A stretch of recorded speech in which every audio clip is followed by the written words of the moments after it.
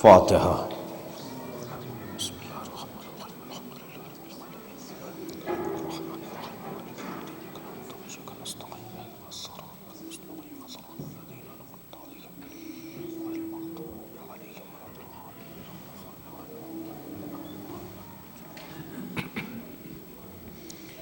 اعوذ باللہ من الشیطان الرجیم، بسم اللہ الرحمن الرحیم۔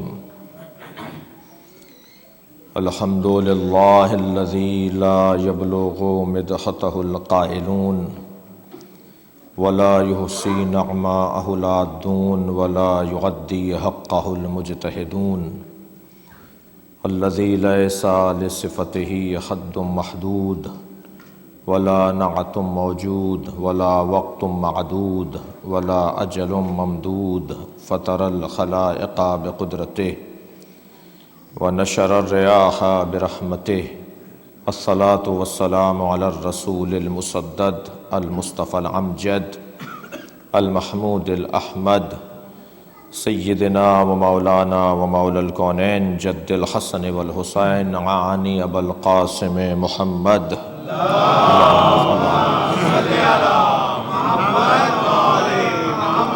وآلہ الطیبین الطاہرین المعصومین الذین قال اللہ انما یرید اللہ لیذہب عنکم الرجس اہل البیت ویطہرکم تطہیرا۔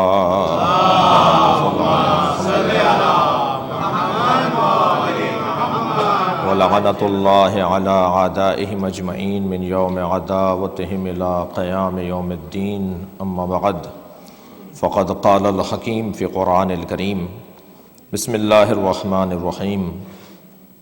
اذا جاء نصر اللہ والفتح ورأیت الناس يدخلون فی دین اللہ افواجا فسبح بحمد ربک واستغفرہ انہ کان توابا۔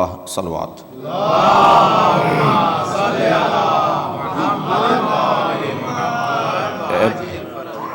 احباب اگر تھوڑا تھوڑا سا اور آگے تشریف فرما ہوں تو بڑی عنایت ہوگی۔ ایک صلوات پڑھیں ذرا بآواز بلند تر۔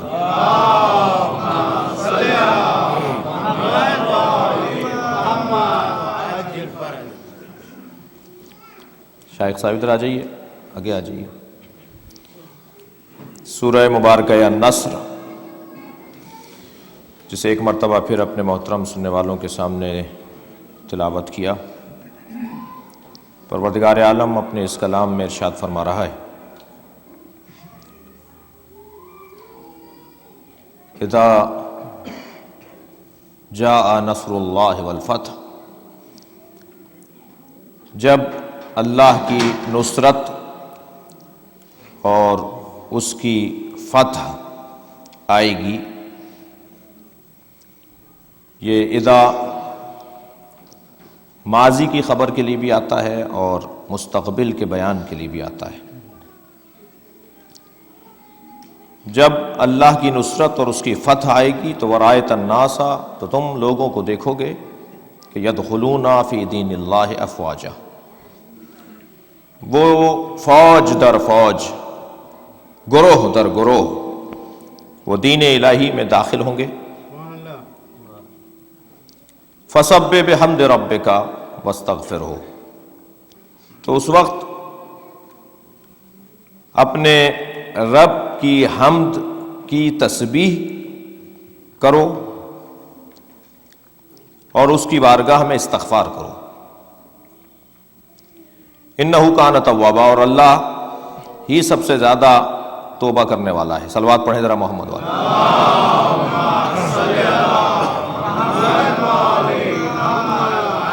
اللہ ہی سب سے زیادہ تواب ہے، توبہ کرنے والا ہے۔ اللہ بھی توبہ کرتا ہے اور ہم بھی توبہ کرتے ہیں، اور ہم جب توبہ کرتے ہیں تو اپنی فطرت پر پلٹتے ہیں، اور جب اللہ توبہ کرتا ہے تو اپنے رحم پر پلٹتا ہے، اپنے کرم پر پلٹتا ہے، اپنی عطا پر پلٹتا ہے، اپنے دینے کے لیے آمادہ ہو جاتا ہے۔ اور بہرحال ہمیں اللہ نے تواب نہیں کہا، اس لیے کہ ہمارا توبہ کرنا ہمارے ہاتھ میں ہے، تو وہ ہمارے ہاتھ میں جو کام ہے وہ اپنے طرف سے کیسے بیان کر سکتا ہے؟ یقیناً ہمارا اختیار مانع اور رکاوٹ ہے اس بات کے اندر. بہرحال وہ بہت زیادہ توبہ کرنے والا ہے، تواب ہے. عزیزان گرامی، کل کی تمہیدی مجلس میں نے یہ عرض کیا تھا کہ اللہ نے انسان کو خلق کیا ہے اور خالق بشر اپنے اس خلق شدہ سے، اس مخلوق سے پیار بہت کرتا ہے، اور یہ مزاج خالق کا ہمیشہ ہے. وہ خالق وقتی ہو، عارضی ہو، فرضی ہو، قراردادی ہو، یا وہ خالق حقیقی ہو، واقعی ہو، مستقل ہو اور بلا قید و شرط ہو. خالق بہرحال یہی مزاج رکھتا ہے کہ اپنی مخلوق سے اسے پیار ہوتا ہے، اور خالق اپنی مخلوق کو برباد ہوتا ہوا بھی نہیں دیکھ سکتا. سب سے زیادہ تکلیف، البتہ مخلوق فرضی کے، خالق فرضی کے بارے میں عرض کر رہا ہوں، سب سے زیادہ تکلیف اس خالق کو ہوتی ہے کہ جو اپنی مخلوق کو برباد ہوتا ہوا دیکھ رہا ہو. اور شاید ایک یہی وجہ ہے کہ ماں کو بہت زیادہ بچے سے پیار ہے، اس لیے کہ اس دنیا میں لانے والی وہ ہے اور اس کا انداز محبت اوروں سے مختلف ہے. تو اللہ بھی اپنی مخلوق کو برباد ہوتا ہوا نہیں دیکھ سکتا. اس نے اسے فنا ہونے کے لیے تو پیدا ہی نہیں کیا. اگر اس کو موت آ جاتی ہے تو وہ بھی فنا نہیں ہے، انتقال ہے. جیسے بہت سے اس ملک سے اس ملک میں اور اس ملک سے اس ملک میں چلے گئے، یہ انتقال ہے، فنا نہیں ہے. لیکن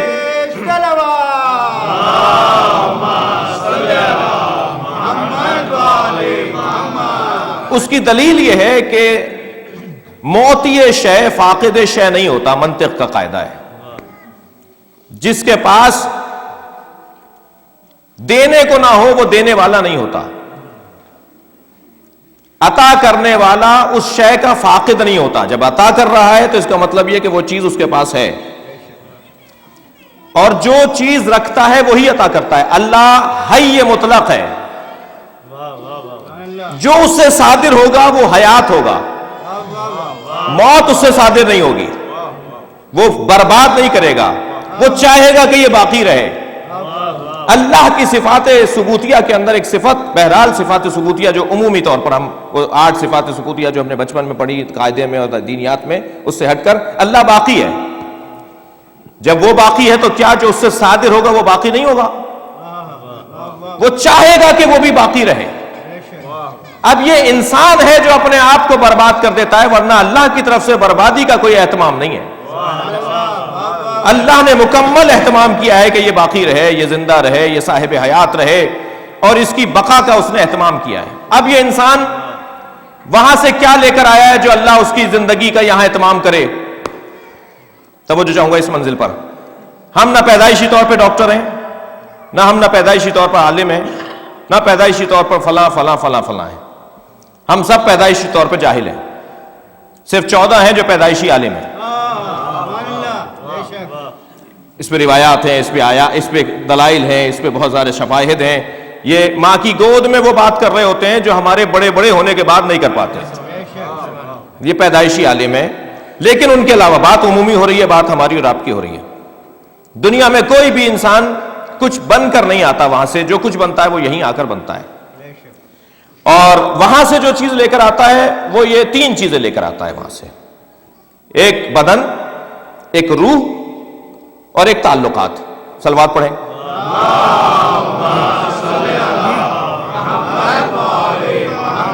یہ وہاں سے بدن لے کر آتا ہے. بغیر بدن کے آیا ہوتا تو شاید ایک لمحے کے لیے بھی زمین پہ نہ رہتا، فوراً اس زمین کے حوالے کر دیا گیا ہوتا.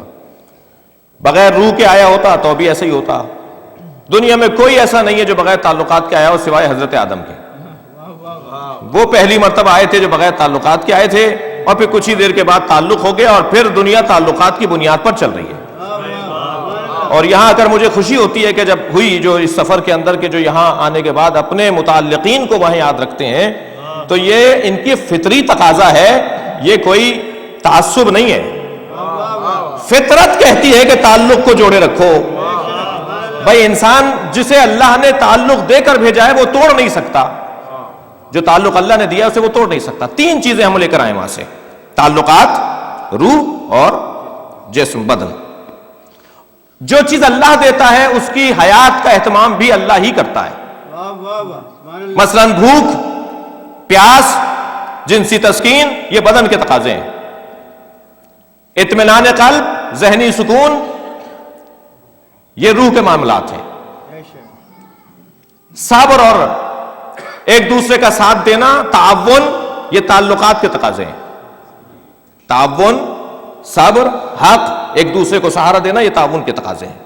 تو جو تین چیزیں اللہ نے دے کر بھیجا ہے ان کا اہتمام بھی اللہ کی طرف سے ہی ہوگا. وہ ہم نہیں کر سکتے اس کے اندر کچھ. ہمیں اللہ نے بدن دے کر بھیجا ہے، اس بدن کی حیات کا اہتمام بھی اللہ کرے گا. ابھی بدن دنیا میں آیا نہیں ہوتا کہ اللہ اس کی غذا کا اہتمام پہلے کر دیتا ہے. کچھ ہی دیر کے بعد ایک مرتبہ وہ خون دودھ میں تبدیل ہو جاتا ہے. صلوات پڑھیں محمد و آل محمد.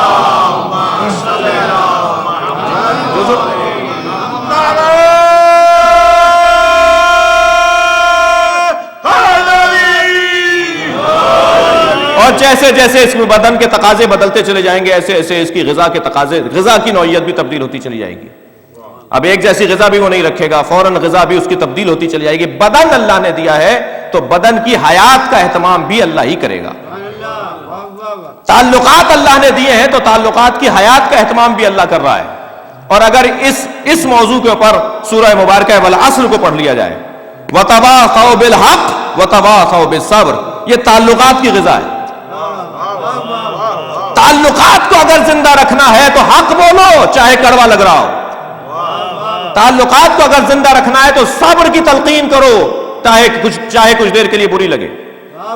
اور یقین جانی اور تجربہ کر کے آپ نے دیکھا ہوگا، اور مرحلے مشاہدے سب کی زندگیوں میں ہوتے ہیں، وہ جو خلوص اور سچائی سے کڑوی بات کوئی کر رہا ہوتا ہے وہ کچھ لمحے کو تو برا لگتا ہے مگر بستر پہ جا کر وہی اچھا لگتا ہے.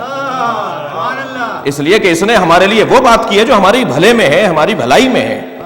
تعلقات کی غذا بھی اللہ کی طرف سے اور روح کی غذا بھی اللہ کی طرف سے. روح کی غذا، عزیزان گرامی میری تمہید یہاں مکمل ہوگی، روح کی غذا موسیقی نہیں ہے، روح کی غذا ذکر اہل بیت ہے. صلوات پڑھے محمد و آل محمد.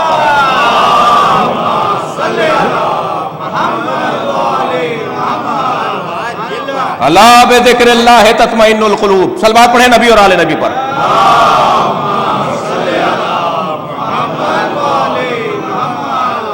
وہ دل کس سے مطمئن ہوتا ہے، وہ روح کس سے سکون پاتی ہے. یہ اس لیے نہیں کہ میں شیعہ ہوں، میں عزادار ہوں اور اس لیے ہم یہ باتیں کر رہے ہیں.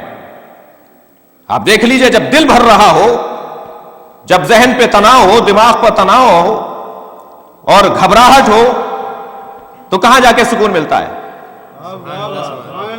اور یہ نتیجہ ہے اس حدیث کا، یا وہ حدیث اس فطری تقاضے کے اوپر سند ہے کہ میرے مولا فرماتے ہیں، امام علی رضا علیہ الصلوۃ والسلام،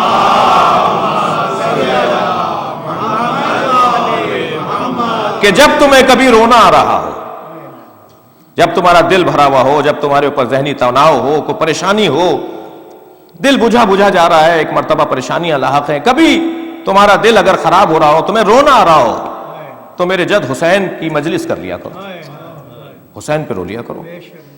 اور ایک مرتبہ امام حسین پہ رونے کے بعد ایک سکون سا نصیب ہوتا ہے. ایسا لگتا ہے جیسے ہم نے سارے غم کسی اور کے حوالے کر دیے. اب ہمارے پاس کوئی غم نہیں ہے، ہمیں کوئی تناؤ نہیں ہے. تو یہ روح کی غذا اللہ، رسول اور اہل بیت کا ذکر ہے.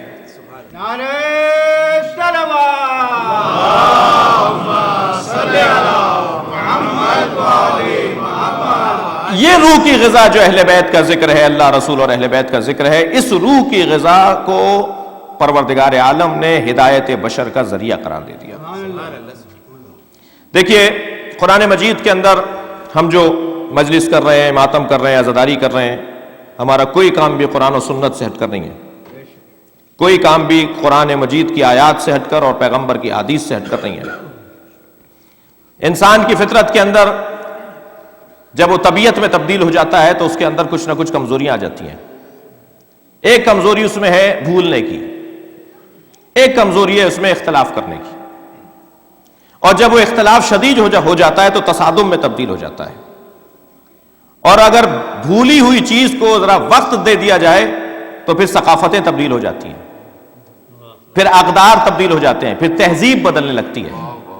لازم ہے کہ جو چیز بھولائی گئی ہو اسے دوہرا دیا جائے، اسے تکرار کر دیا جائے تاکہ ثقافت تبدیل نہ ہونے پائے، تہذیب تبدیل نہ ہونے پائے، اقدار تبدیل نہ ہونے پائیں۔ یہ کیوں کہا پروردگار عالم نے اپنے حبیب سے ذکر فإن الذکر تنفع المؤمنین، بار بار دہراؤ، اس لیے کہ بار بار دہرانے سے مومنین کو فائدہ پہنچے گا۔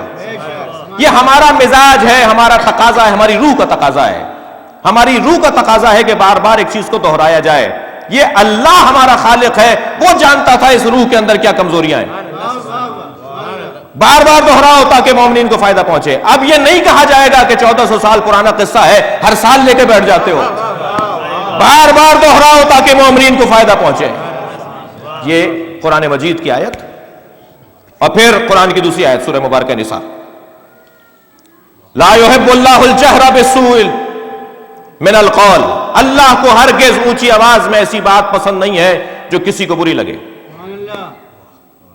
اونچی آواز میں ایسی کوئی بات پسند نہیں ہے اللہ کو۔ لا يحب اللہ الجہر بالسوء من القول الا من ظلم، مگر اللہ کو پسند ہے جس پہ ظلم ہوا ہو وہ اونچی آواز میں بات کرے چاہے کسی کو برا لگتا ہو۔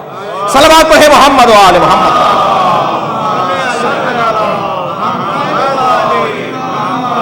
اب یہاں پر آپ جس دنیا میں رہتے ہیں، اور اب وہ دنیا وہی ہوتی جا رہی ہے انشاءاللہ، ساری دنیا کے اندر امن و امان کی باتیں ہونی چاہیے اور ہو رہی ہیں، اور شہر مدینہ فاضلہ کا انتظار ہم سب کر رہے ہیں، اور ایک ایسے دور کا انتظار ہم سب کر رہے ہیں کہ جو امن و امان سے پر ہوگا۔ ہم سے زیادہ امن کا متلاشی کون ہوگا بھائی؟ ہم کائنات کا سب سے بڑا آمن بھی رکھتے ہیں اور سب سے زیادہ ظلم کا شکار بھی ہیں، اس لیے ہم سے زیادہ امن و امان کی خواہش کسی کی نہیں ہوگی۔ ہم تو مسلسل متاثر چلے آ رہے ہیں ظلم و زیادتی کے ساتھ۔ تو امن کی دنیا کے اندر ایک چیز آج کی اصطلاح کے اندر ہے کہ ایسی کوئی بات نہ کرو کہ جس سے کسی کو تناؤ ہو، کھچاؤ ہو، اختلاف ہو، ایک خوف کی فضا طاری ہو، جی ٹینشن کی فضا طاری ہو، اور ایک مرتبہ تناؤ کی سی فضا طاری ہو جائے۔ خبردار ایسی کوئی بات نہیں کرو، اونچی آواز میں بات نہیں کرو، روڈ پہ نہیں آؤ، فلاں نہیں کرو، فلاں نہیں کرو۔ یہ آج امن کے پرچار کنندہ افراد اس بات کو زیادہ کرتے ہیں۔ یہ ایک زاویے سے تو بہت اچھا ہے، لیکن پروردگار عالم نے استثناء قرار دیا ہے مظلوم کو۔ اگر کوئی مظلوم واقع ہوا ہے تو وہ اونچی آواز میں بات کرے۔ بھائی جب اس کی آواز عرش تک پہنچ سکتی ہے تو راستے اور روڈ تک کیوں نہیں جا رہی؟ یہ اگر پکارنے لگتا ہے یا اگر کچھ کہنے لگتا ہے تو اس کی آواز عرش الہی تک پہنچتی ہے۔ اللہ نے اس کی آواز کو عرش تک آنے میں روکا نہیں ہے، لہذا مظلوم کا حق ہے کہ وہ اونچی آواز میں بات کرے۔ اب کہا جاتا ہے صاحب خود مارا تھا اور خود رو رہے ہیں،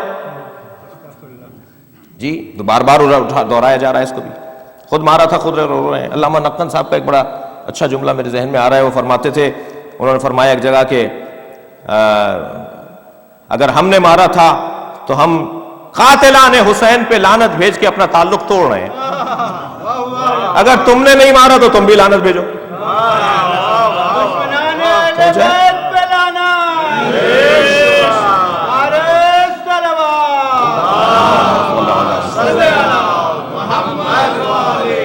اس بحث کے اندر بھی جانا عزیزان گرامی بہت زیادہ وقت درکار ہے، اور بہت زیادہ ضروری بھی نہیں ہے کہ کوفے والے کون تھے اور کوفے والوں نے ان کا حلیہ کیا تھا اور وہ کیا ان کا انداز زندگی تھا۔ ہمیں تو اس سے اتنی غرض ہے، ہمارے بزرگ تو مثلا میں خود سید ہوں، آپ میں سے بہت بڑی تعداد میں سادات بیٹھے ہیں، جی وہ تو ہمارے بزرگ تو کوفے سے نہیں آئے، ہمارے بزرگ تو مدینے سے آئے تھے، جی۔ اور جو افریقہ کے کالے رنگ والے مسلمان اور غیر مسلم ماتم کر رہے ہیں تو کیا سارے کوفیوں کی اولادیں ہیں؟ یہ جو یہاں پر انگریز اور گورے ماتم کر رہے ہیں سارے کوفیوں کی اولادیں ہیں؟ تو جو امام حسین کو رو رہا ہے شاید سارے وہ کوفے والے ہیں؟ تو کوفے والوں سے ہمارا کوئی تعلق نہیں ہے، ان کوفے والوں سے ہمارا کوئی تعلق نہیں ہے جنہوں نے امام حسین کو مارا۔ اور پھر یہ تو بہت ہی واضح سی بات ہے کہ بالغ بچے کا تو باپ بھی ذمہ دار نہیں ہے، بھائی کا بھائی ذمہ دار نہیں ہے، نہ قانونی طور پر، نہ شرعی طور پر، نہ عرف عام کے اندر۔ اتنا ضرور ہے کہ یہ جو ذکر ہے اسے عام کرنے کے لیے ایک جہاد مسلسل ہے کہ جو ایک ملت انجام دے رہی ہے۔ عزیزان گرامی، پروردگار عالم نے وعدہ کیا ہے کہ میں ہدایت کی ذمہ داری اپنے اوپر لگتا ہوں۔ ہدایت وہ آج کے زمانے میں کیسے دے رہا ہے؟ کیا اہتمام کیا اللہ نے؟ اللہ نے امام حسین کے ذکر کو ہدایت بشر کا ذریعہ بنا دیا۔ مولانا کے پاس آ کر کوئی ہندو کہے کہ مولانا ذرا قرآن دے دیجئے، میں اس کو پڑھ کر سمجھوں گا، سمجھنے کے بعد اس کے اوپر عمل کروں گا اور پھر مسلمان ہو جاؤں گا، تو مولانا تو قرآن دینے کو تیار نہیں ہے۔ تو رکھنا آ رہا ہے نا، کہ خلل آ رہا ہے نا، یہ سمجھ کر قبول کرنا چاہتا ہے، ہم اسے سمجھانا نہیں چاہتے۔ آپ نے کبھی غور فرمایا کہ ہمارے یہاں مسجد علیحدہ کیوں ہوتی ہے، امام بارگاہ علیحدہ کیوں ہوتا ہے؟ کیا پیسہ زیادہ ہے؟ مسجد میں مجلس کیوں نہیں کرتے؟ سب مسجد بناتے ہیں، آپ بھی مسجد بناتے ہیں، سب مدرسہ بناتے ہیں، آپ بھی بناتے ہیں، آپ امام بارگاہ بھی بناتے ہیں۔ کیوں؟ اس لیے کہ مسجد میں آنے کے لیے شرط و شرائط ہیں۔ ہر ایک کو آپ لا نہیں سکتے، ہر ایک کو آپ بلا نہیں سکتے، کوئی ایک ایسی جگہ ہو کہ جو سب کے لیے ہو۔ اور کیا خوب کہا ہے دو مصروں میں شاعر نے کہ در حسین پہ ملتے ہیں ہر مزاج کے لوگ۔ یہ دوستی کا وسیلہ ہے، دشمنی کا نہیں۔ صلوات پڑھیں محمد و آل محمد۔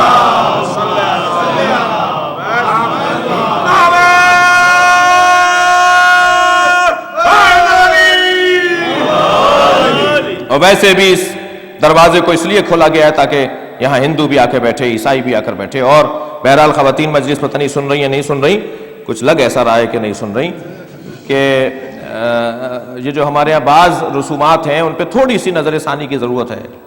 اب مجھ مولوی کی ایک مظلومیت یہ بھی ہے کہ اس موضوع پہ اگر زیادہ بولوں گا تو ذرا حساسیت ہو جاتی ہے کہ صاحب یہ کہاں سے آئے ہیں، کون ہے یہ، تو اس لیے جو ہے وہ میں زیادہ نہیں بول رہا، صرف اشارہ کر رہا ہوں کہ فلاں کی نیاز فلاں نہیں کھائیں گے، فلاں کی نیاز فلاں نہیں کھائیں گے۔ یہ آداب و تہذیب بہت اچھا ہے، ایک عرصے سے ہمارے یہاں چلا آ رہا ہے، لیکن نیاز کا فلسفہ تو یہی تھا کہ دوسروں کو کھلاؤ تاکہ ان کو دعوت ہو۔ وہ توجہ کریں، اگر ہم نے جو ہے بہت زیادہ پابندیاں لگا دیں تو عزیزان گرامی وہ جو فلسفہ ہے نیاز کا، کیونکہ سب سے پہلا تبرک جو میری تحقیق ہے، سب سے پہلے جو مجلس کا تبرک سب سے پہلے جنہوں نے پیش کیا ہے وہ جناب رباب ہے، زوجہ امام حسین۔ گھر میں مجلس ہوتی ہے، رونے والے اور مجلس میں شریک ہونے والی بیویاں آتی ہیں، تو جناب رباب نے فرمایا اپنی ایک کنیز سے کہ ان کے لیے ستو کا شربت بناؤ۔ سب سے پہلے جناب رباب نے تبرک کا اہتمام کیا ہے۔ تو یہ جو فلسفہ نیاز اور نظر کا فلسفہ ہے، اس کے اندر بہت سارے پہلو پوشیدہ ہیں۔ اور ایک جملہ اور آپ کی محترم سماعتوں کے لیے کہہ دوں کہ اتنی سی ٹیبلٹ اگر میرے سر کا درد دور کر سکتی ہے تو امام حسین کے نام پہ کھلائے جانے والا تبرک بھی اثر کرتا ہے،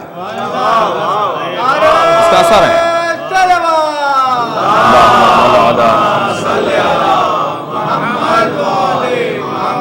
اس کی ایک خاص تاثیر ہے، اس کا ایک خاص اثر ہے۔ ایسا نہیں ہے یہ جو بچہ یہاں مجلس میں بیٹھا ہے ممکن ہے اپنی فطرت اور اپنی طبیعت کے مطابق یہ یہاں آ کر کھیل رہا ہو، لیکن یہ نہ سمجھا جائے کہ یہ کچھ لے کر نہیں جائے گا، ہو نہیں سکتا کہ یہ لے کر نہ جائے۔ ان مجلسوں کا ہمارے اوپر جتنا اثر ہے اور اس کا نتیجہ ہم لے رہے ہیں وہ کسی اور قوم کے اوپر نہیں ہے، کیونکہ وہاں یہ چیز نہیں ہے۔ پوری دنیا میں جو ہماری تصویر ہے وہ ساری قوموں سے اچھی ہے۔ کون کہتا ہے کہ یہ نمازی نہیں ہے؟ کون کہتا ہے کہ یہ روزہ نہیں رکھتے؟ کون کہتا ہے زکوٰۃ اور خمس نہیں دیتے؟ ان سے زیادہ باکردار کوئی قوم نہیں ہے۔ اس لیے کہ اگر نماز ہو اور انسانیت نہ ہو تو وہ نماز نہیں ہے، اٹھک بیٹھک ہے۔ روزہ ہو اور احساس فقر نہ ہو تو وہ رسومات ضرور ہوں گی لیکن روزہ نہیں ہے۔ اور اگر حج ہے اور اجتماعیت کا پہلو نہیں ہے، ایک موضوع ہر ڈرائنگ روم کا عنوان بنا ہوا ہے کہ ہمارے یہاں قیادت کا فقدان ہے، ہمارے اختلاف ہے۔ کوئی اختلاف نہیں ہمارے ہاں، حسین کا ذکر ہمیں پھر جوڑ دیتا ہے۔ ہم اگر لڑتے بھی ہیں تو امام بارگاہ کے باہر لڑتے ہیں، امام بارگاہ کے اندر ہم سب ایک ہو جاتے ہیں۔ صرف منفی پہلوؤں پر باتیں نہیں ہونی چاہیے، مثبت پہلوؤں پر بھی گفتگو ہونی چاہیے۔ صلوات پڑھیں محمد و آل محمد۔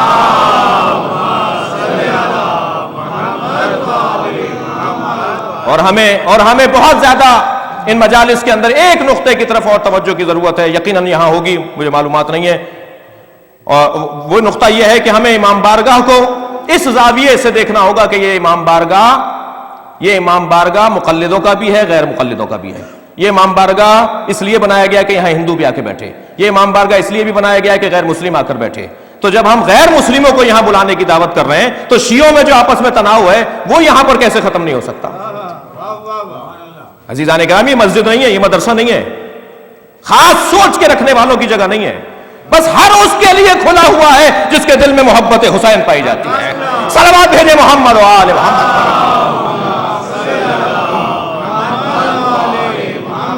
جب یہ حسینی مدرسہ عمومی ہے تو پھر اس کے ٹیچر کو بھی عمومی سوچ رکھنی چاہیے،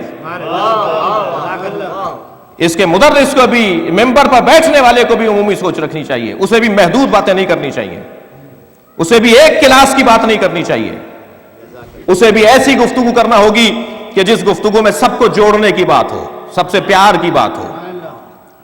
مجھے یہاں کا نہیں معلوم، لیکن ہمارے وطن کے اندر اس کے صاحب یہ ماتمی ہے اور یہ نمازی ہے جی، یہ تقسیمات، یہ بابا والے لوگ ہیں اور یہ مراجے والے لوگ ہیں، اس طرح کی جو تقسیمات ہیں یہ سب ختم ہو جاتی ہیں جب حسین کا نام آتا ہے، امام حسین کا نام آتا ہے۔ اور عزیزان گرامی، ذرا محسوس کیجئے گا کہ اس فرش ازا کی برکتوں میں ایک برکت یہ ہے کہ یہاں پر سب سے زیادہ جس موضوع پر غور کیا جاتا ہے وہ ہے انسانی اقدار۔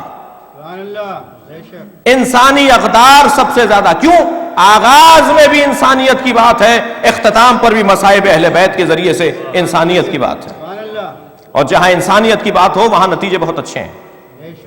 آپ دیکھ لیجئے، چند مثالیں دے رہا ہوں کہ پوری دنیا میں ہماری تصویر بہت اچھی ہے،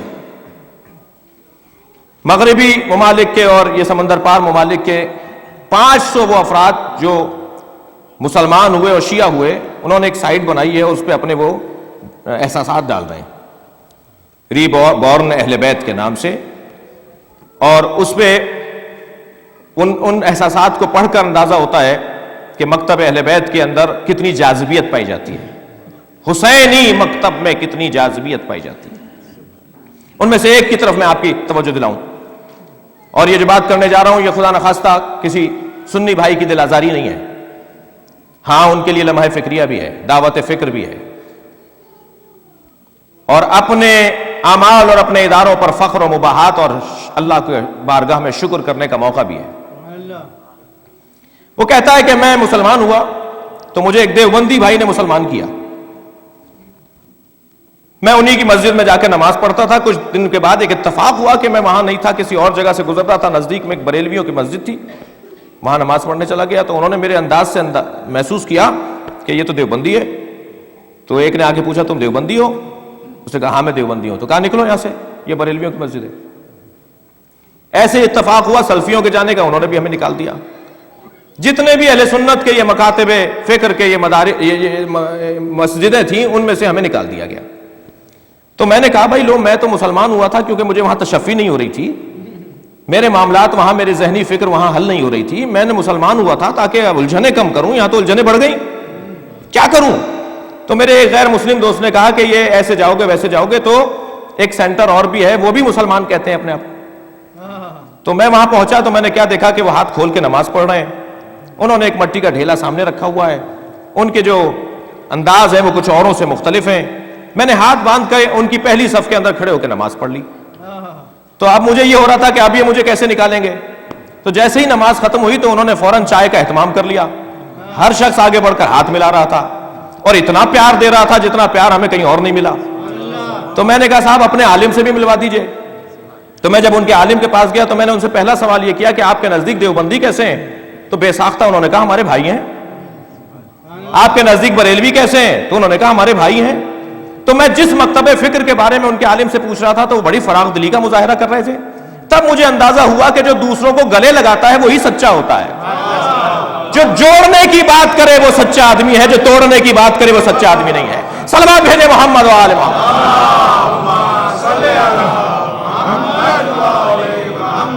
اور پھر وہ کہتا ہے کہ میں نے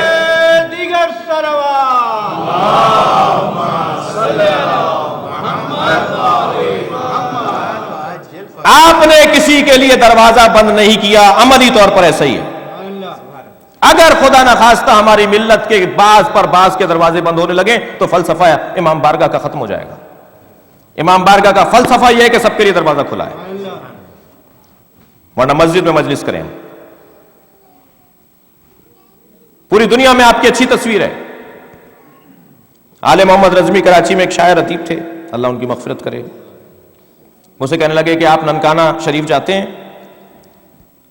تو ننکانہ صاحب کی قبر پر کبھی گئے؟ مجلس پڑھنے وہاں قریب بھی جانا ہوتا تھا جی، گرو نانک علیحدہ ہے، ننکانہ صاحب علیحدہ ہے۔ تو میں نے کہا بھائی میں وہاں کیا کروں گا جا کر؟ کہنے لگے وہ محب اہل بیت تھے، تو ہم پہنچ گئے اسی لباس کے ساتھ.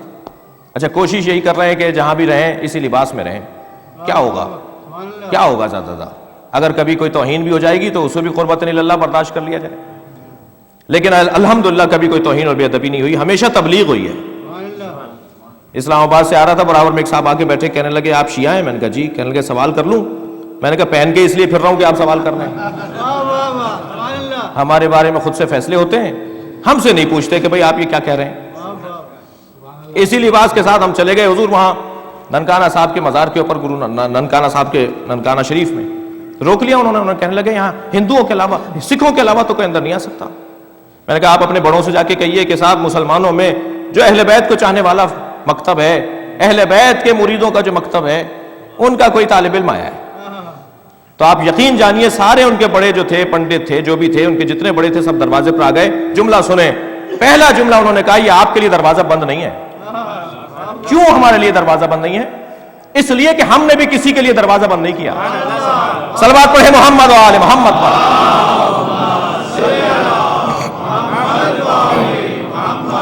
اگر ہمارے یہاں کبھی امام بارگاہوں میں یا ہمارے انجمنوں میں, ہمارے اداروں میں کہیں تناؤ کھچاؤ کی بات ہے تو اس کو حل نکالنا ہے اس کا, اور حل دے دیا مولا علی نے, اور وہ ہے عہد نامہ مالک اشتر.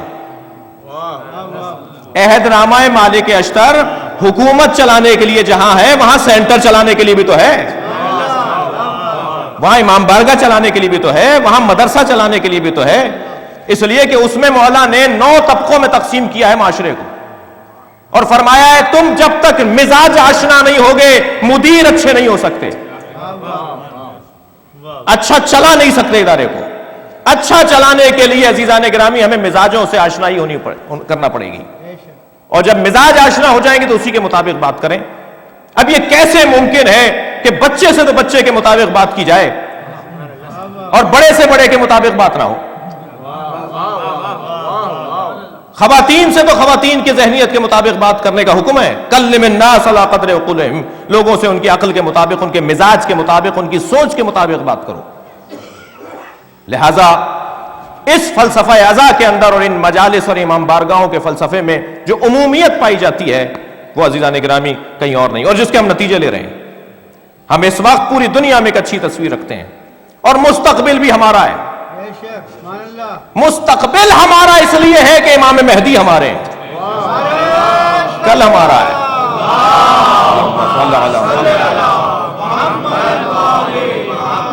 کل ہمارا ہے, آئندہ ہمارا ہے. اب وہ جو پیغمبر اکرم سے ارشاد ہو رہا ہے, قرآن کہہ رہا ہے اذا جاء نصر اللہ والفتح, یہ کون سی نصرت ہے, یہ کون سی فتح ہے؟ پیغمبر اکرم کو جو اللہ نصرت اور فتح عطا فرما رہا ہے وہ تلوار کی فتح نہیں ہے, برداشت کی فتح ہے. وہ تلوار کی بنیاد پر حاصل ہونے والی فتح و نصرت نہیں ہے, وہ تحمل مزاجی کی بنیاد پر حاصل ہونے والی کامیابی ہے. وہ قومیں کبھی مٹ نہیں سکتی جن کے ہاں برداشت نہ پایا جاتا, برداشت پائی جاتی ہو, جن کے ہاں تحمل مزاجی پائی جاتی ہو, جن کے ہاں بردباری پائی جاتی ہو. وقت گزارو, کل ایک جیسا نہیں رہتا, آج ایک جیسا نہیں رہتا. مستقبل تبدیل ہو جائے گا, آئندہ اچھا ہو جائے گا, اور اس اچھے کی امید میں انسان اگر آج کے وقت کو گزار دے تو کل اس کا یقیناً اچھا ہوتا ہے. ذرا محسوس کریں عزیزان گرامی, 80 جنگیں لڑی ہیں پیغمبر اکرم نے. مدینہ منورہ میں چھوٹی بڑی جنگیں ملا کر 80 جنگیں, جسے قرآن مجید نے لقد نصرکم اللہ فی مواطن کثیرہ, اللہ نے اے حبیب تمہیں کثیر مقامات پر نصرت عطا فرمائی. تردد مجھے ہے کہ متوکل تھا یا ہارون تھا, بیمار ہو گیا تو اسے منت مان لی کہ اگر اچھا ہو گیا تو کثیر صدقہ دوں گا. اب جب اچھا ہو گیا تو درباری ملاؤں سے پوچھنے لگا بتاؤ کثیر کسے کہتے ہیں؟ ابھی بادشاہوں کا مزاج تو اپنا ہی ہوتا تھا نا جی, منت انہوں نے مانی ہے, بتائے کوئی اور. کہنے لگے بتائیے کثیر کسے کہتے ہیں تاکہ میں صدقہ دے سکوں. تو کسی نے کہا جی 3 دے دیجئے, کسی نے کہا 50 دے دیجئے, کسی نے کہا 30 دے دیجئے, فلاں فلاں چیزیں. اس نے کہا نہیں, تمہارے اندر اختلاف بتا رہا ہے کہ یہ کثیر کا عنوان یہ نہیں ہے. ایک بات کرو کوئی اور اس کے اوپر دلیل دو مجھے, 3 کیوں دوں, 10 کیوں دوں, 50 کیوں دوں؟ تو میرے امام معصوم امام علی نقی علیہ السلام سے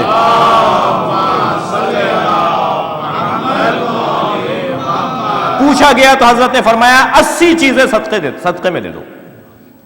80 چیزیں. صلوات پڑھ لے ذرا محمد و آل محمد. آگے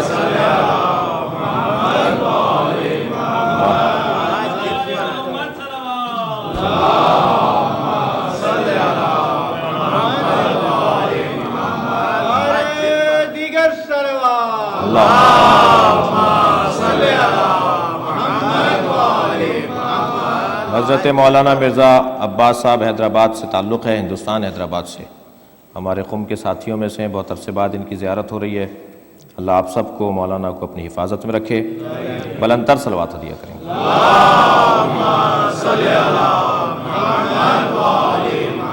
میں نے ان کے بزرگوں کا وطن بتایا ہے. خود تو یہ اس وقت جو ہے وہ برطانیہ میں ہیں اور اس وقت یہاں کی خدمت میں مصروف ہیں. پروردگار عالم نے 80 مقامات، معصوم نے فرمایا کہ یہ 80 اس لیے دو کہ قرآن کی آیت ہے. لقد نصرکم اللہ فی مواطن کثیرہ. اللہ نے اے حبیب تمہیں کثیر مقامات پر نصرت عطا کی ہے. معصوم نے فرمایا ڈھونڈ لو کتنے مقامات پر نصرت ملی ہے، بس وہی تعداد صدقے کے طور پہ دے دو. 80 جنگیں سرکار نے مدینے میں لڑی ہیں اور 10 برس کی زندگی ہے. ایسا لگتا ہے جیسے ہر ہفتے جنگ تیار تھی. اتنا مصروف رکھا گیا سرکار کو، اتنا امتحان میں مبتلا کیا گیا سرکار دو جہاں کو. یہ ساری زندگی جنگوں میں لگی، لیکن کسی بھی جنگ کی فتح پر پروردگار عالم نے نہیں کہا کہ یہ فتح مبین ہے. خیبر و خندق جیسی مشکل جنگوں کے جیتنے پر بھی فتح مبین نہیں کہا گیا.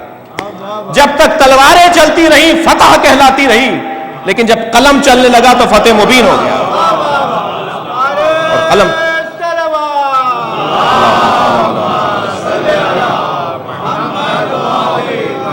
اس لیے کہ تلوار کے چلنے میں اور قلم کے چلنے میں ایک موٹا فرق ہے. تلوار چلانے والا قوت بازو کی بنیاد پہ چلاتا ہے، قلم چلانے والا قوت ذہن کی بنیاد پہ چلاتا ہے. اور قوت ذہن زیادہ مشکل مرحلہ ہے. اس میں تحمل مزاجی چاہیے، اس میں فکر چاہیے، اس میں برداشت چاہیے. اور قربان جائیے علی کی ذات پر کہ تلوار بھی چلائے تو علی چلائے اور قلم بھی چلائے تو علی چلائے.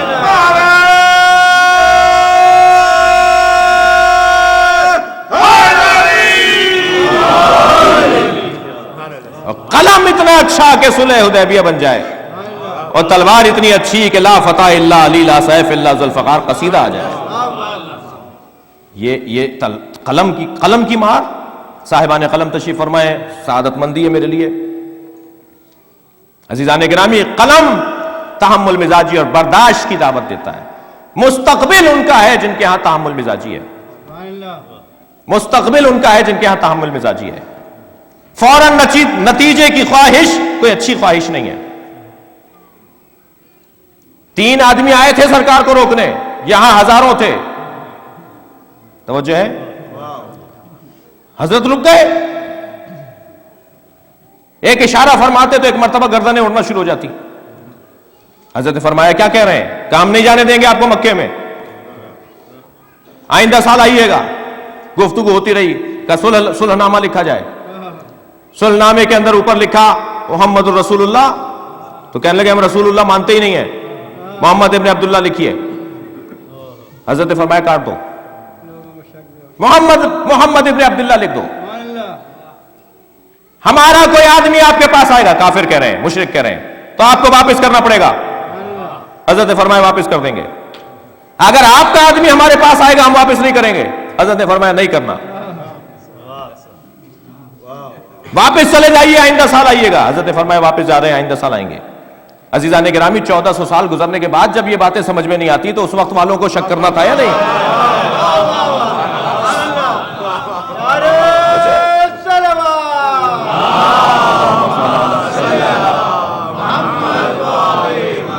تحمل مزاجی والے نقطے پر میں آپ کو ٹھہرانا چاہ رہا ہوں. تحمل مزاجی، عزیزان گرامی، صلح حدیبیہ پہ شک کرنے والے اس خیمے کے لوگ تھے. صلح امام حسن پہ شک کرنے والے تو اس خیمے کے لوگ تھے. کس نے شک کیا تھا امام حسن کی صلح پہ؟ وہاں تو ہم نعرہ لگا دیتے ہیں، یہاں بھی تو نعرہ لگے. بہت مشکل ہے. تحمل مزاج ہونا، بردبار ہونا، مستقبل کو دیکھنا، اس کے لیے تربیت چاہیے، اس کے لیے بہت بڑی تربیت گاہ کی ضرورت ہے، جس سے بہتر عزاداری سے بہتر کوئی اور نہیں ہے. یہ عزاداری ہمیں تربیت تحمل دیتی ہے. جو قوم رونے کی مشق کرتی ہو وہ رلاتی نہیں ہے. قربتاً اللہ رو رہے ہوتے ہیں، مولا حسین کو دکھانے کے لیے آنسو ٹپکاتے ہیں، جناب زہرا کو پیش کرنے کے لیے آنسو دیتے ہیں.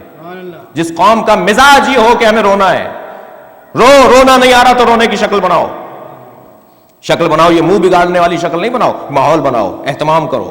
من بکا او اب کا او تباہ کا. 3 پارٹ ہے نا عزاداری کے، میں زیادہ حاشیے میں نہ جاؤں. تین حصے ہیں عزاداری کے، 3 حصے ہیں عزاداری کے، 3 ستون ہیں عزاداری کے، یہ ایک دوسرے سے جڑے ہوئے ہیں. بانی، خطیب، سامع، اور تینوں سے سوال ہوگا، تینوں کی ذمہ داریاں ہیں، تینوں کے فرائض ہیں اپنے اپنے. من بکا جو روئے، سامع، اور اب کا جو رلائے، خطیب، اور تباہ کا جو ماحول بنائے، جو شکل بنائے. اب شکل بنانے میں ایک بچہ مجھ سے کہنے لگا کہ شکل بنائے اس کا مطلب ریاکاری کرے. نہیں، اس کا ترجمہ یہ بھی تو ہے کہ جو ماحول بنائے. کالے کپڑے لگاؤ، فرش بچھاؤ، ممبر کا اہتمام کرو، لوگوں کو دعوت دو، مرثیے کا اہتمام ہو، نواخانوں کا اہتمام ہو، تبرک کا اہتمام ہو. یہ جو ماحول بنانے والا یعنی بانی ہے مجلس اعزا. صلوات پڑھیں ذرا محمد وآل محمد.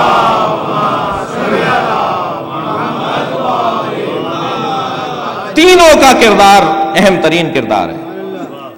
مدرسہ بند نہیں ہوگا، بہت ہوگا تو مدرس کو بدلا جائے گا. اگر کبھی پیغام نہ جا رہا ہو ممبر سے تو پھر مدرسہ بند نہیں ہوگا، امام بارگاہ بند نہیں ہوگا، مدرس بدلا جائے گا، خطیب بدلا جائے گا. کسی ایسے کو لا کر بٹھاؤ جو پیغام دے رہا ہو، جو اہل بیت کا پیغام دے رہا ہو. 3 ستون عزاداری کے. توجہ چاہوں گا. اور ان تینوں ستونوں میں جو سب سے زیادہ ثواب، میں دلیل دوں گا، اسی حدیث سے استفادہ کروں گا. سب سے زیادہ جو ثواب ہے وہ رونے والے کا ہے، اس لیے کہ تینوں میں رونے کا تذکرہ ہے. من بکا اور اب کا اور تباہ کا. جو روئے، رلائے، رونے کا ماحول بنائے. رونا عزاداری کا فلسفہ.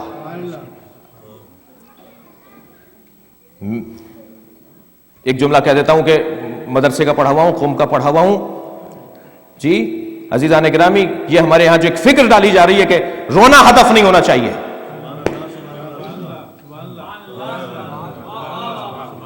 آپ لوگوں کو شاید اچھا نہیں لگ رہی میری باتیں. یہ کہیں سے خلیش آ رہی ہے، کہیں سے رکھنا آ رہا ہے. ہمیں جو چیز جوڑ رہی ہے وہ حسین پر گریا جوڑ رہی ہے.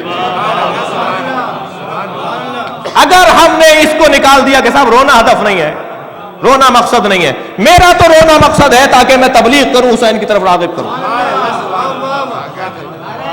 رونا مقصد ہے.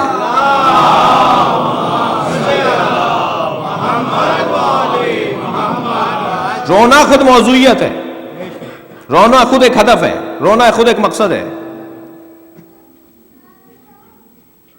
احتجاج کا انداز ہے، توجہ دلانے کا انداز ہے. فاطمہ سے کہیے یہ رات کو روئیں یا دن میں روئیں. کیا تھا، کیوں رو رہی تھی بی بی؟ توجہ دلا رہی تھی. امام سجاد 36 یا 40 سال تک روئے، توجہ دلائی. جب اونچی آواز میں گریا بلند ہوتا ہے، شاید 10 تقریروں پر بھاری ہو کہ ایک اونچی آواز کا گریا توجہ دلاتا ہے. لہذا کہا گیا اونچی آواز میں روکو. بکان عالیہ، اونچی آواز میں رو، تکلف کر کے نہیں رو، آوازوں کو گھوٹ کر نہیں رو. گلے سے آواز نکالو، شور ہونا چاہیے، گریے کی آوازیں بلند ہونی چاہیے. یہ حدیث کا سے ماخوذ ہے جو میں باتیں کر رہا ہوں. خود دل گھبرا رہا ہو تو ہمارے حسین پہ رو لیا کرو. یہ کیا پیغام ہے؟ یہی پیغام ہے. فلسفہ جس چیز نے ہمیں پوری دنیا میں جوڑا ہے وہ ہے گریا امام حسین پر. آج دنیا کے اندر غیر مسلم بھی عزاداری کر رہے ہیں. وہ کس وجہ سے؟ آپ کی محنتوں کی وجہ سے. آج دنیا کا میڈیا اگر آپ کو دکھا رہا ہے تو آپ کے روڈ پر آنے کی وجہ سے. یہ تبلیغ ہے مسلسل. اہتمام در حقیقت پروردگار عالم کی جانب سے اس عزاداری کا کیا گیا ہے. کہ اس عزاداری کو بھرپور انداز سے منعقد کرنا اور اس کو تبلیغ کا ذریعہ بنا دینا۔ کس کی طرف توجہ ہوگی؟ کس کی طرف توجہ ہوگی؟ حسین کی طرف۔ حسین کیست؟ ان حسین کیست کہ ہمیں عالم دیوانے اس کی کون حسین ہے؟ جسے دیکھو حسین حسین کر رہا ہے، جسے دیکھو امام حسین کا نام لے رہا ہے۔ تحمل مزاجی، برداشت کا سب سے بڑا عنوان عزاداری ہے، اور سب سے زیادہ ضرورت، مجھے 5 منٹ زیادہ ہو جائے تو معاف کریں گے، سب سے زیادہ ضرورت معاشرے کی تحمل مزاجی ہے۔ سب سے زیادہ ضرورت تحمل مزاجی، عزاداری سب سے زیادہ تحمل مزاجی کی تربیت دیتی ہے۔ برداشت کرو، واپس چلے جائیں، حضرت نے فرمایا واپس چلے جاتے ہیں، کہ ہمارا آدمی آئے گا تو آپ کو واپس کرنا پڑے گا۔ حضرت نے کہا واپس کر دیں گے، آپ کا آئے گا ہم نہیں واپس کریں گے۔ ارے بھائی جو ہمیں چھوڑ کر چلا گیا وہ اس قابل کہاں ہے کہ جو واپس آئے؟ جی، اور جو وہاں سے یہاں گیا جی وہ کہہ رہے ہیں واپس بھیج دو، تو ہم واپس بھیج دیں گے، تو اب ہمارا کام ہوگا نا کہ اسے کیسا بھیج رہے ہیں، اسے انسان بنا کر بھیجیں۔ صلوات پڑھیں محمد و آل محمد۔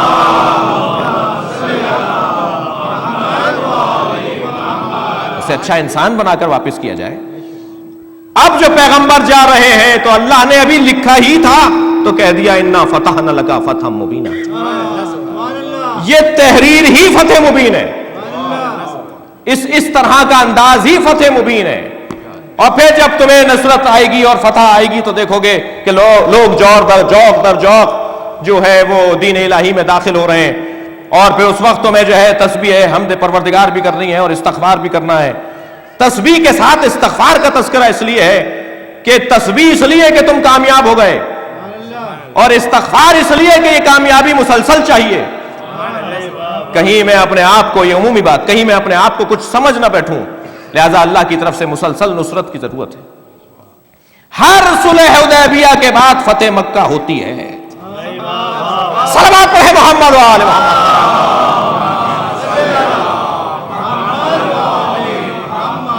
مگر اس کے لیے کم سے کم 1 سال انتظار کرنا پڑتا ہے، جو تاریخ کا مشاہدہ ہے۔ جنہوں نے سر کاٹے تھے وہ سمجھ رہے تھے کہ ہم جیت گئے، 1 سال سے زیادہ وقت نہیں لگا کہ فیصلہ ہی بدل کے رہ گیا۔ جن کے ہاتھوں میں رسی پڑی ہوئی تھی لوگ سمجھ رہے تھے کہ یہ ہار گئے، 1 سال سے کم لگا، طے ہو گیا کہ کون جیتا۔ وہ جو مفہوم فتح و نصرت ہے وہ تبدیل ہو کے رہ گیا۔ خبردار یہ مت سمجھنا کہ جس نے سر اڑایا ہے وہ جیتا، جس کا سر گرا ہے، جس کا سر کٹا ہے وہ ہارا۔ ابھی طے تو ہو جائے گا، ذرا برداشت کر لو۔ یہ کوفے میں جو صدقے کی کھجوریں آ رہی ہیں، یہ جو شام میں پتھر آ رہے ہیں، انہیں برداشت کر لو، وقت گزار دو۔ 1 سال سے زیادہ نہیں، فتح مکہ پہ بھی 1 سال سے زیادہ نہیں لگا، لہذا ذرا برداشت کرو، گزارو وقت کو تحمل مزاجی کے ساتھ۔ جب بیویاں رہا ہو کر مدینہ چلی گئیں تو ایک ظالم نے دوسرے ظالم سے پوچھا کہ کوئی تجزیہ کوئی تبصرہ، تم نے کیا دیکھا؟ کہا 2 چیزیں ہم نے ان میں ایسی دیکھی ہیں جو عقل دنگ کر دیتی ہیں، جو ایک مرتبہ انسان کو مبہوت کر دیتی ہیں۔ ایک چیز تو ہم نے یہ دیکھی کہ مصیبتیں بڑھتی رہیں مگر ان میں آپس میں اختلاف نہیں ہوا۔ غور کریں گے اس کے اوپر، یہ اہل بیت کے فضائل بھی ہیں، مصائب بھی ہیں۔ مصیبتیں بڑھتی رہی مگر یہ آپس میں نہیں لڑے، اس لیے کہ اختلافات مصیبتوں کی وجہ سے بھی بڑھ جاتے ہیں، پریشانیاں بڑھتی ہیں، لڑائیاں شروع ہو جاتی ہیں۔ کہا مصیبتیں ان پہ بڑھتی رہیں مگر ان میں آپس میں اختلاف نہیں ہوا۔ اور دوسری کیفیت ہم نے ان میں یہ دیکھی کہ جب ہم ان کے ساتھ کوئی ظلم کرتے تھے تو یہ پلٹ کے ویسا جواب نہیں دیتے تھے۔ اللہ اکبر۔ جب شام کے بازار سے قافلہ گزرنے لگا، بڑا سخت مرحلہ تھا شام کا بازار، امام سجاد جب تک موجود رہے، جب تک بقید حیات رہے، امام نے شام کو بہت یاد کیا ہے، روتے تھے شام کو یاد کر کے۔ منہال نے پوچھا مولا کب تک روئیں گے؟ مولا سب سے زیادہ مصیبت کہاں آئی؟ فرمان لگے الشام الشام الشام۔ یہ جو 3 مرتبہ امام نے فرمایا نا الشام الشام الشام، شاید امام کا اشارہ ہو بازار شام، دربار شام، زندان شام۔ شام میں 3 ایسے سخت مرحلے آئے کہ جو زین العابدین کے ذہن سے نہیں نکلتے. فرماتے ہیں تو پوچھ رہا ہے کہ میں کب تک رہوں گا؟ شام میں 7 ایسی مصیبتیں آئیں. جو رونے آئے جملہ سنیں. شام میں مولا فرماتے ہیں 7 ایسی مصیبتیں آئیں جو میرے ذہن سے نہیں نکلتی. سب سے پہلی مصیبت یہ تھی، ایک مصیبت جو میرے ذہن سے نہیں نکلتی، ہمیں شہر کے باہر کھڑا کر دیا گیا. اجرکم اللہ. اور جب رسن بستہ بیبیاں اور اسیر جب پوچھا گیا کہ شہر میں کیوں نہیں لے جاتے، تو جملہ سنے جو امام کو تکلیف پہنچاتا ہے. کہتے ہیں کہ امام فرماتے ہیں جب ہم نے پوچھا کہ شہر میں کیوں نہیں لے جاتے، تو جواب یہ آتا تھا بھی شہر سجایا جا رہا ہے تاکہ لوگ تماشا دیکھنے کے لیے باہر آئیں. امام فرماتے ہیں دوسری مصیبت جو میرے ذہن سے نہیں نکلتی، ہمیں بازار میں ایسے کھینچا جا رہا تھا جیسے بیچے جانے والے غلاموں کو کھینچا جاتا ہے. اللہ اکبر. فرماتے ہیں شام میں چھتوں سے آگ پھینکی جا رہی تھی. اللہ اکبر. جملہ سنے امام کا. فرماتے ہیں شام میں چھتوں سے آگ اور انگارے پھینکے جا رہے تھے. ایک انگارہ میرے سر پر آ کر گرا، میرے ہاتھ بندھے ہوئے تھے، میں کہتا رہا میرا سر جل رہا ہے، مگر کسی نے میرے سر سے انگارہ نہیں ہٹایا. اجرکم اللہ. خدا کسی غم میں نہ رلائے سوائے غم اہل بیت میں، ہمیں رونے اور رلانے والوں میں قرار دے. فرماتے پھر ہمیں دربار کے دروازے پر کھڑا کر دیا گیا، اور جب پوچھا گیا کہ کیوں اندر نہیں لے جایا جا رہا، کیا ہو رہا ہے اندر، تو کہتے تھے ابھی کرسی نشین آنے والے ہیں، 500 کرسی نشین. فرماتے ہمیں دربار شام میں وہاں کھڑا کیا گیا جہاں غلاموں کو کھڑا کیا جاتا تھا. جملہ بڑا سخت ہے مگر میں پڑھ رہا ہوں. امام فرماتے اسی دربار میں ایک کرسی پر بیٹھنے والے نے سکینہ کی طرف اشارہ کیا. سکینہ مجھ سے لپٹ گئی، بھیا یہ تو سنا تھا کہ اسیر بنائے جائیں گے، مگر یہ نہیں سنا تھا کہ کنیزی میں بھی مانگے جائیں گے. اجرکم اللہ. امام فرماتے ہیں کہ شام کے دربار میں جو ظلم و زیادتی ہمارے ساتھ ہوئی، اس میں ایک یہ تھی کہ ایک تشت لا کے رکھا گیا جس میں میرے بابا حسین کا سر تھا. جیسے ہی رومال ہٹایا، السلام علیکم یا ابا عبداللہ. اور یزید تھا جو چوبے خضراء سے دندان مبارک کو بے ادبی کر رہا تھا. امام یہ حال بیان کرتے ہیں. ایک اور روایت کے مطابق، ایک اور روایت کے اندر یہ جملہ جو امام کی اس روایت سے ہٹ کر ہے، آواز دی گئی کہ بلایا جائے کربلا میں کیا ہوا تھا. شمر ایک مرتبہ سامنے لایا گیا. شمر بتاؤ کربلا میں کیا ہوا. شمر نے کہا اے امیر، ہم نے ان کے مردوں کو مار دیا، ہم نے ان کے جوانوں کو مار دیا. اے امیر، ہم نے ان کے خانوادے کو اسیر کر کے یہاں کھڑا کر دیا. یہ آئے تھے کہ ہم بیعت نہیں کریں گے، ہم نے ان کا گھر اجاڑ دیا. ابھی شمر اپنی رپورٹ سنا رہا تھا، گزارش سنا رہا تھا کہ بیویوں کے حلقے سے جناب زینب کی آواز آئی، اور آواز یہ تھی اسکت ایھا الکاذب ابن الکاذب، خاموش، جھوٹے کی اولاد. سب مڑ کے دیکھنے لگے ایک جانب جہاں سے آواز آئی تھی. کہنے لگے یہ کون ہے؟ کسی نے کہا یہ حسین کی بہن زینب ہے. آوازیں اٹھنے لگی، کہنے دو کیا کہنا چاہتی ہیں. یزید نے کہا زینب کو باہر نکال کر لاؤ. یہ جملہ میں نے بھی جلدی سے کہہ دیا اور ہم کہہ جاتے ہیں. امام سجاد چیخ کے روتے تھے جب یہ کہا جاتا تھا کہ زینب کو لایا گیا.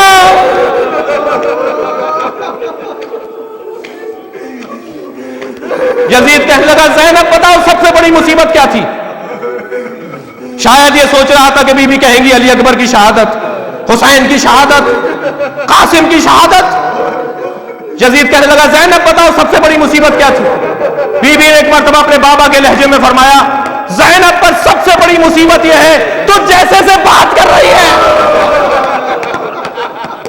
کہاں علی کی بیٹی،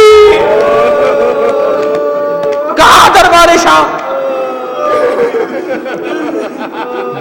بڑا سخت مرحلہ تھا. ایک منزل اور لیجئے عبادت تمام ہو. شام کے دربار سے شام کا زندان. بس عزیزو ایک جملہ کہوں گا، آپ نے گریہ کر لیا، مجلس ہو گئی. شام کے دربار سے شام کا زندان. امام سجاد فرماتے ہیں وہ 7 مصیبتیں. امام فرماتے ہیں ہمیں ایک ایسی جگہ پر رکھا گیا جس کی چھت نہیں تھی. رات میں دھوپ پڑتی تھی، رات میں اوس پڑتی تھی، دن میں دھوپ پڑتی تھی. تو پوچھ رہا ہے کہ میں بوڑھا کیسے ہو گیا؟ بہن کے جنازے نے بوڑھا کر دیا. وہ ننھی سی بچی، وہ زندان شام میں لاشا، وہ سکینہ کی میت. الا لعنت اللہ علی قوم الظالمین. یا اللہ ان آوازوں پر رحمت نازل فرما، ان رونے والوں کی توفیقات میں اضافہ فرما، ہم سب کی عاقبت بخیر فرما. امام زمانہ کے ظہور میں تعجیل فرما. ماتم حسین یا حسین.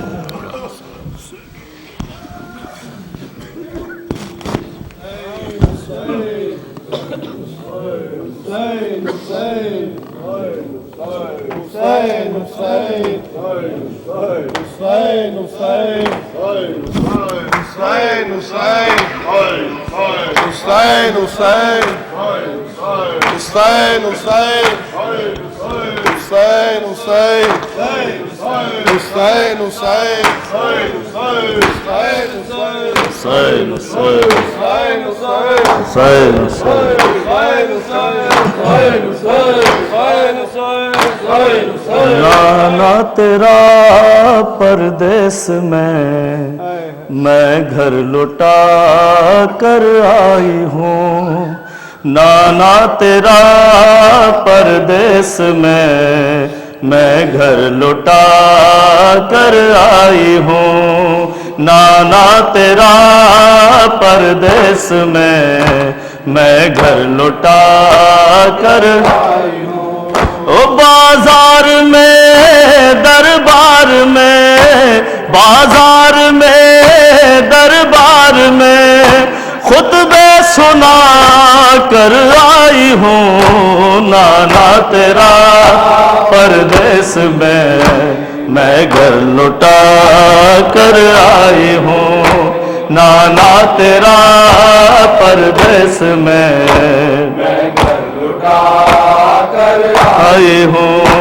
بازار میں دربار میں، بازار میں دربار میں خطبے سنا کر آئی ہوں. نانا تیرا پردیس میں گھر لوٹا کر آئی ہوں. نانا تیرا پردیس میں گھر لوٹا کر آئی ہوں. کوئی نہ تھا جو لاشیں شبیر کو دیتا کفن. پردیس میں روتی رہی سر کو جھکائے بے وطن. مانا تیرے مظلوم کی، نانا تیرے مظلوم کی تربت بنا کر آئی ہوں. نانا تیرا پردیس میں گھر لوٹا کر آئی ہوں. نانا تیرا پردیس میں گھر لوٹا کر آئی ہوں. پھولوں کے بدلے آنسوؤں سے لال کا صحرا بنا. شبیر نے مقتل سے پھر نوشاہ کا لاشا چنا. یوں مجتبی کے لال کو، یوں مجتبی کے لال کو دولہا بنا کر آئی ہوں. نانا تیرا پردیس میں گھر لوٹا کر آئی ہوں.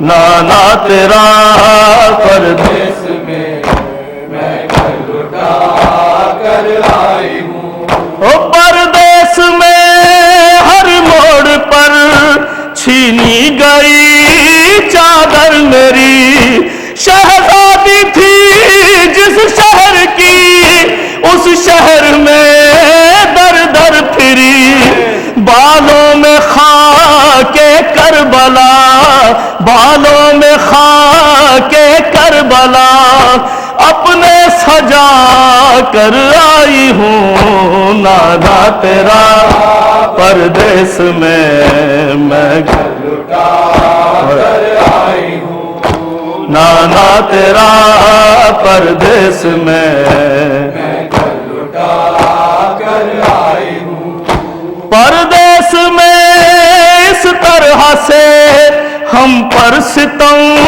ڈھایا گیا پانی کی ایک بوند کو مقتل میں ترسایا گیا اشکوں سے اپنی تشنگی اشکوں سے اپنی تشنگی او نانا بجھا کر آئی ہوں نانا تیرا پردیس میں میں گھر لٹا کر آئی ہوں نانا تیرا پردیس میں میں گھر لٹا کر آئی ہوں کہتی تھی زینب اے ظفر قبر رسول پاک پر شہر مدینہ چھوڑ کر زخمی ہوئے قلب و جگر نانا تیرے مظلوم کا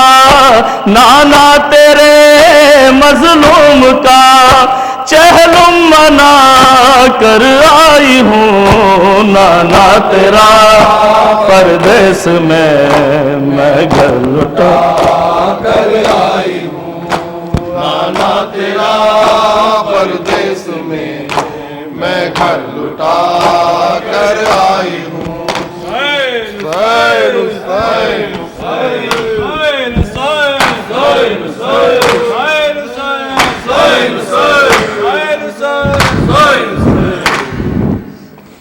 جب آئی شام کی بستی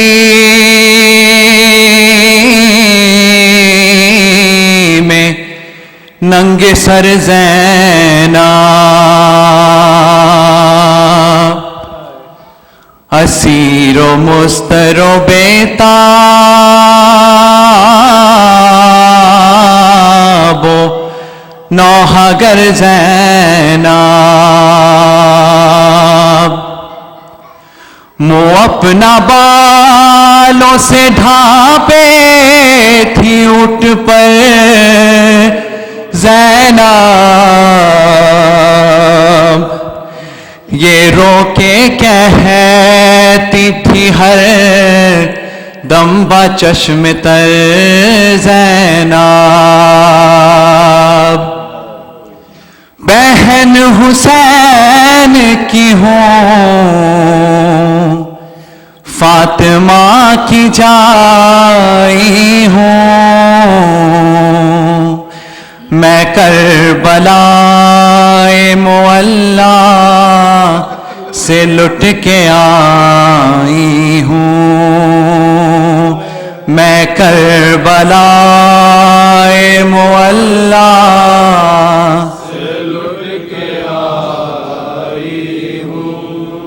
اجار ماریا میں ہو گیا چمن میرا بچھڑ گیا علی اکبر سا کل بدن میرا ہوا شہید ہر ایک شیر فکشکن میرا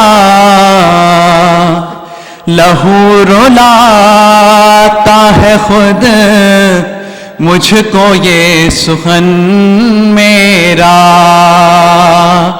بہن حسین کی ہوں فاطمہ فاطمہ کی جائی ہوں، میں کربلا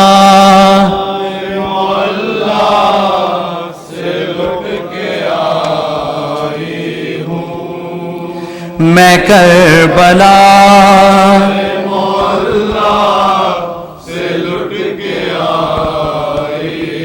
سکینہ بی بی نے تب ہاتھ جوڑ کر یہ کہا، سنا سے دیکھو تو یہ ظلم و یہ ستم بابا، پھوپھی کے نوحے سے دل ہوتا ہے تو ہو بالا، کہ شام والوں نے مجھ کو نہیں ہے پہچانا، بہن حسین کی ہوں فاطمہ کی جائی ہوں،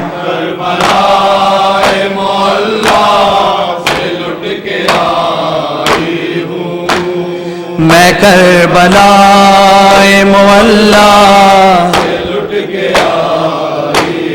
مہار اونٹوں کی تھامے ہے عابد مضطر، کہیں سے آگ برستی ہے اور کہیں پتھر، اسیر طوق و سلاسل ہے کیا کرے داور، وہ مر نہ جائے کہیں میرا مرثیہ سن کر، بہن حسین کی ہوں فاطمہ کی جائی ہوں،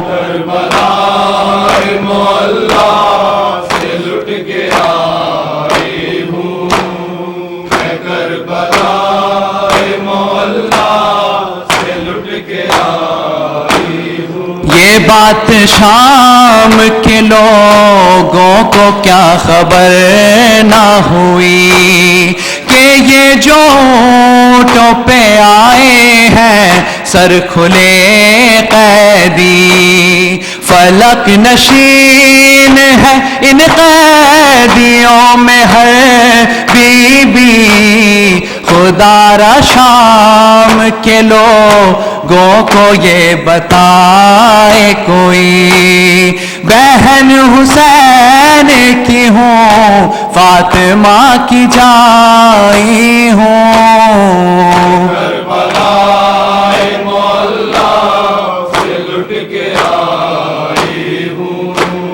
میں کربلا معلیٰ سنا ہے ہوگا تعارف ابھی یہاں میرا، زمین چھپا لے مجھے یا اٹھا لے مجھ کو خدا، نہ سن سکوں گی شکی کی زبان سے نام اپنا، سنوں بھی کیسے گوارا لہو نہیں کرتا، بہن حسین کی ہوں فاطمہ کی جائی ہوں،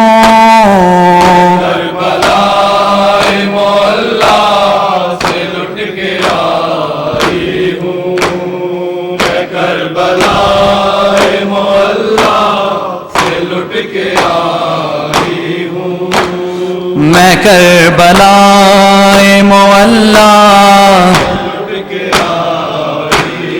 زمیں دبیر کی مضحک ہے یہ مظہر کی، فغا لبوں پہ ہے عرفان غم کے منظر کی، اذان رنج و علو ہے یہ قلب مضطر کی، صدا رلائے گی تا حشر بنت حیدر کی، بہن حسین کی ہوں فاطمہ کی جائی ہوں، کربلا معلیٰ سے لٹ کے